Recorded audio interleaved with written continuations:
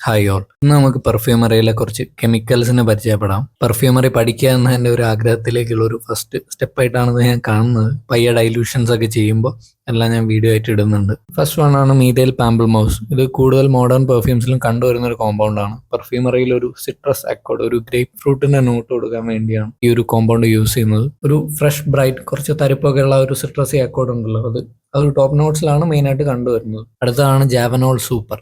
ഇത് യൂസ് ചെയ്യുന്നത് സാൻഡൽവുഡിന്റെ not create ചെയ്യാൻ വേണ്ടിയിട്ടാണ്. ഒരു സ്മൂത്ത് ക്രീമി സാൻഡൽവുഡ് നോട്ടാണ് ഇത് പെർഫ്യൂംസിന് കൊടുക്കുന്നത്. നല്ല പവർഫുൾ ആണ്, അതുകൊണ്ട് തന്നെ ബേസ് നോട്ട്സിലാണ് മെയിൻലി യൂസ്. തേർഡ് വൺ ആണ് ഐസോ സൂപ്പ്. ഇതിനെ സംബന്ധിച്ച് കുറെ തെറ്റായിട്ടുള്ള ഇൻഫർമേഷൻ പുറത്തുണ്ടാവും തോന്നുന്നു. കാരണം ഒരു പെർഫ്യൂമറുടെ റൈറ്റപ്പ് വായിച്ചപ്പോൾ അങ്ങനെ എന്തൊക്കെയോ വായിച്ചതായിട്ട് ഓർമ്മയുണ്ട്. അപ്പോൾ ഇതിന്റെ ഒരു വേരിയന്റ് കൂടെ ഉണ്ട്, ഐസോ ജി സൂപ്പർ എന്ന് പറഞ്ഞ്. അത് സെറ്റ് സാധനമാണെന്നാണ് പറഞ്ഞു കേട്ടുള്ളത്. ഇതൊരു സോഫ്റ്റ് വുഡി നേച്ചറാണ് പെർഫ്യൂംസിന് കൊടുക്കുന്നതെന്നാണ് പറയപ്പെടുന്നത്. മിക്ക മോഡേൺ പെർഫ്യൂംസിലും ഇത് വളരെ കൂടിയ അളവിൽ തന്നെ യൂസ് ചെയ്യുന്നുണ്ട്. ഉദാഹരണത്തിന് എർമസിന്റെ തെറേദി എർമസ്, പിന്നെ ക്രിസ്ത്യൻ ഡിയോറിന്റെ ഫാരൻഹൈറ്റ് എന്ന പെർഫ്യൂംസിലൊക്കെ 15% മേലെ ഇത് യൂസ് ചെയ്യുന്നുണ്ടെന്നാണ് കേട്ടിട്ടുള്ളത്. നാലാമത്തെയാണ് ഓറിസ് ബേസ്. ഇത് ഓറിസ് റൂട്ടിന്റെ സെൻ പ്രൊഫൈൽ മിമിക് ചെയ്യാൻ വേണ്ടി ക്രിയേറ്റ് ചെയ്തതെന്നാണ് പറയപ്പെടുന്നത്. ഒരു പൗഡറി ഫ്ലോറൽ ക്യാരക്ടർ കൊടുക്കുന്ന കോമ്പൗണ്ട് ആണ്.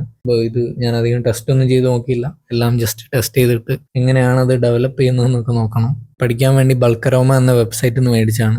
അറൗണ്ട് 2000 രൂപയാണ് 4 എണ്ണത്തിന് വേണ്ട പ്രൈസ് വരുന്നത്.